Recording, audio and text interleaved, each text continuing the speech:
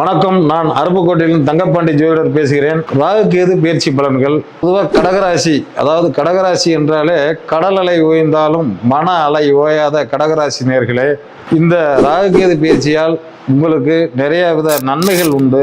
இந்த நன்மைகள் எவ்வாறு என்றால், சிறிது சிரமப்பட்டு தான் அந்த நன்மைகள் அடைவீர்கள். 8ல் பொதுவாக ராகு இருக்கும்போது இப்பதான் அப்பாடா சனீஸ்வரன் அட்டமதி சனி முடிஞ்சு இப்போ மறுபடியும் 8ல் ராகு வந்துட்டாரா அப்படிங்கிற பயம் தேவையில்லை.